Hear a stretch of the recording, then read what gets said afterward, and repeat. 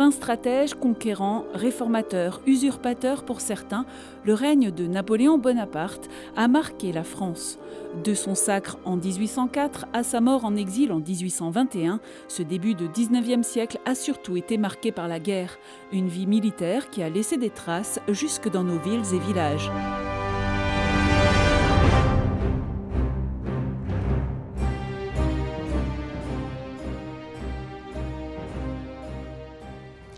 Sarreguemines et Bitche, en ce début du 19e siècle, ne contient qu'entre 2300 et 2600 habitants.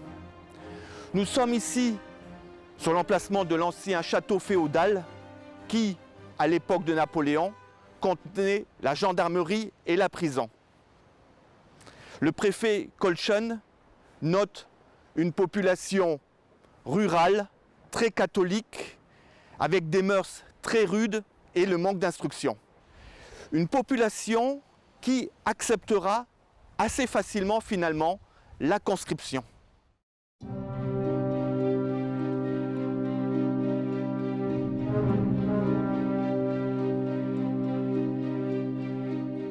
Parmi les gloires napoléoniennes, notons en particulier Étienne Bernard Mally, une famille du pays de Bitche, qui était le colonel chef de la garde nationale de l'arrondissement, qui s'est illustré lors du blocus de Bitche en 1814-1815, dont on reparlera. Mais aussi des officiers, des généraux tels que Étienne Reisser de Sourthe, Charles-Auguste Kreutzer, dont on voit derrière moi le monument sépulcral de la famille, qui s'est illustré dans la campagne de Russie, en même temps que son beau-frère, le célèbre Charles Gudin, dont le corps a été retrouvé à Smolensk il y a quelques années et dont la dépouille a été enterrée aux Invalides en présence du maire de Bitche. Un dernier général connu, le général Eblé, qui lui aussi a participé à la campagne de Russie et qui est originaire de Saint-Jean-Rohrbach. Jean-Baptiste Eblé naît le 21 décembre 1758 à Saint-Jean-Rohrbach. En 1767, âgé de 9 ans, il rejoint son père et devient canonnier dans le régiment d'Auxonne. Son père qui était sergent dans ce régiment. Jean-Baptiste monta rapidement en grade et il devint général de division en 1793. Il a également été nommé grand officier de la Légion d'honneur en 1804 et baron de l'Empire en 1808. En novembre 1812, il se distingue lors de la retraite de Russie en faisant construire 2 ponts sur la rivière bien connue, la Bérésina, ce qui a permis à nombre de soldats de la Grande Armée de traverser la rivière et d'être sauvés. Nommé quelques jours plus tard commandant de l'artillerie de la Grande Armée, Jean-Baptiste Eblé meurt le 31 décembre 1812 à Königsberg. Actuellement, Kaliningrad, l'enclave qui fait partie de la Russie, entre la Pologne et la Lituanie.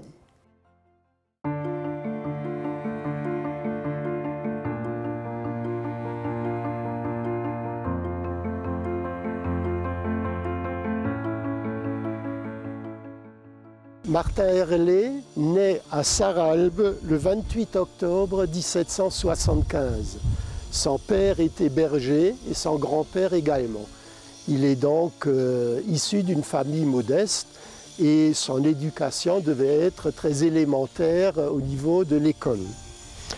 En 1790, âgé de 14 ans, il intègre un régiment, le régiment de Bouillon, avec lequel il participe aux premières batailles de la Révolution, les batailles bien connues de Valmy et de Jemmapes. Alors nous sommes ici devant la tombe de Martin Herlé, une tombe remarquable, une des plus connues du cimetière de Sarralbe. Alors ce qui est vraiment remarquable, c'est que toutes les batailles auxquelles il a participé y figurent, hein, comme ici, de Valmy jusqu'à Austerlitz. On retrouve les armes des artilleurs, hein, un fût de canon, une épée, et également la représentation de la Légion d'honneur, puisqu'il était chevalier de la Légion d'honneur. Martin décède à Rohrbach-les-Bitches le 26 avril 1857. Et selon sa volonté, il a été enterré au cimetière de Sarralbe.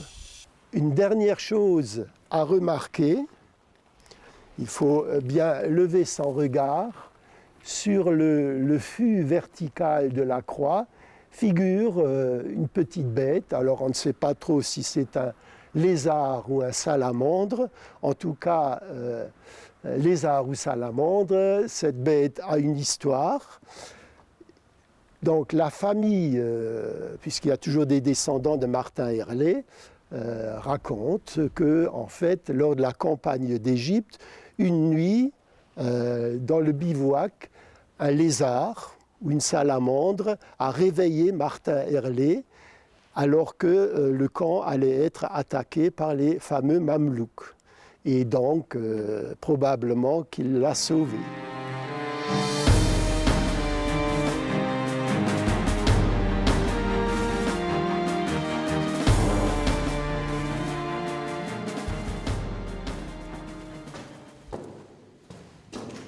Nous sommes ici dans les cachots de l'ancienne prison de la citadelle, dans un bâtiment qui se trouvait plutôt sur la grosse tête de la citadelle, dont il ne reste que cette partie souterraine, puisque la partie supérieure a été détruite en 1870 et n'a pas été reconstruite pour être recouverte par un matelas de terre.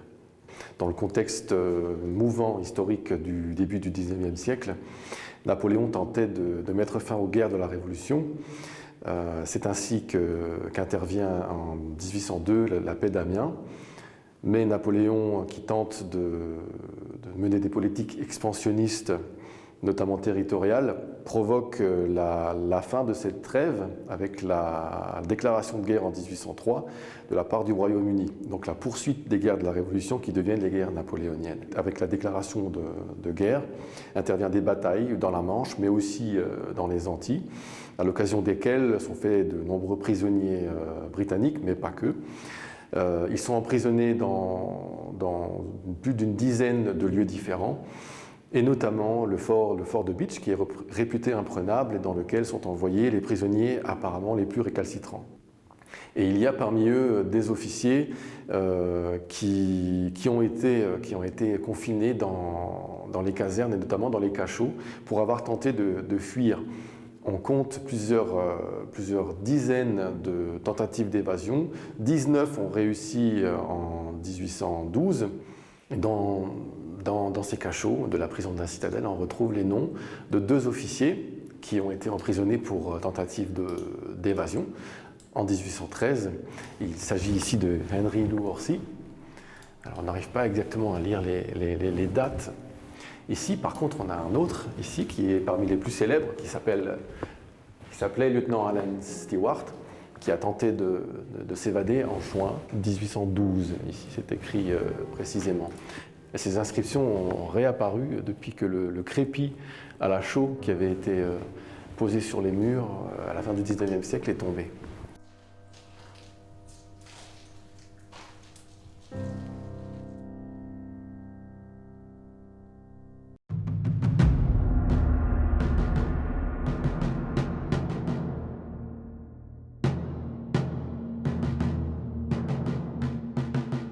Donc en 1814, à la fin de l'année 1813, début de l'année 1814, les soldats coalisés, donc autrichiens, russes, prussiens et autres, entrent en France.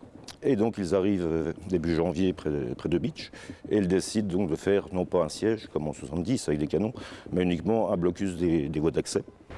Donc à la citadelle, il y a en fait très peu de soldats, des vétérans, et une compagnie d'infanterie. Et il y a très peu d'approvisionnement, les canons sont à moitié opérationnels, il n'y a pas d'artilleurs. Donc le général qui commande, c'est un vieux général qui avait déjà été mis à la retraite, rappelé, qui s'appelle Neuhaus Maisonneuve, c'est un Allemand d'origine, naturalisé. Et l'élément le plus gênant, c'est un corps franc, donc des soldats irréguliers levés par quelqu'un de Sarreguemines, qui s'appelle le colonel Boutet, très sulfureux, et qui est considéré comme un chef de brigand, en fait, en réalité, puisqu'ils ne sont pas soldés, et ils vivent de rapines, de pillage. Et c'est eux, sont les seuls qui vont faire une action militaire près d'Eschenberg, un échec, puisqu'il y aura 7 morts. Donc, en avril 1814, Neuhaus va reconnaître le roi Louis XVIII, et donc c'est la fin du blocus pour 1814. Ça va recommencer l'année suivante, en 1815. Neuhaus est remplacé par un Bitchois, général Kreutzer. Là, les effectifs sont un peu plus complets, mais surtout de la garde nationale de Moselle, de l'arrondissement de Sarreguemines. Des vétérans, il y a des artilleurs, les approvisionnements sont complets. Et il va donc se passer pas grand-chose. Les Prussiens, puisque ce sont eux qui vont succéder aux Bavarois, s'installent au Freudenberg, en haut de la Rosselle, et attendent que Bitsch tombe tout seul. Ce qui va se passer donc à la fin avril. Le général Kreutzer va reconnaître le roi Louis XVIII pour une nouvelle fois. Mais là, Bitsch va encore subir l'occupation. Pendant 3 ans, les Bavarois vont occuper la citadelle, jusqu'en novembre 1818.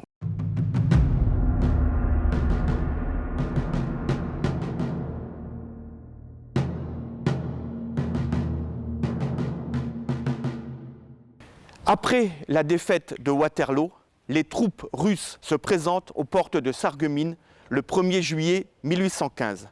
À leur tête, le prince Barclay de Tolly, qui logera ici quelques jours dans l'hôtel particulier du magistrat Pierre Lallemand.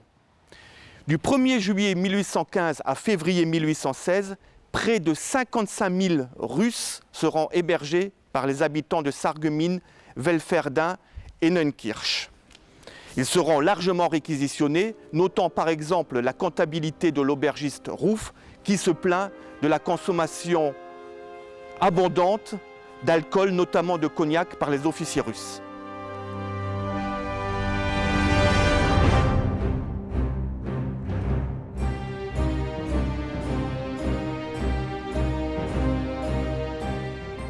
Au premier traité de Paris du 30 mai 1814, la France perd un certain nombre de territoires qui avaient été acquis au-delà des frontières de 1792, notamment les frontières qui sont au-delà de la limite du pays de Bitche ici.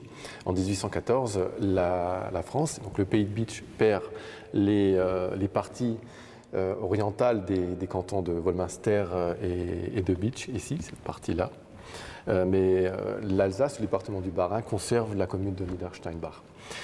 Au deuxième traité de Paris du 2 novembre 1815, la France doit revenir à ses frontières exactes de 1792.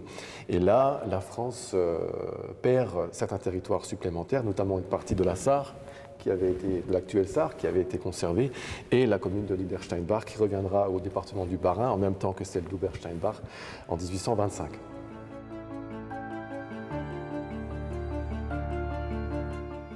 La place forte de Bitche reste française à l'issue du second traité de Paris du 20 novembre 1815, mais en vertu du traité de Paris du 20 novembre 1815, elle doit être occupée par les armées coalisées victorieuses de Napoléon, et notamment les Bavarois, avec qui le pays de Bitche partage une frontière, puisque le Palatinat est devenu bavarois.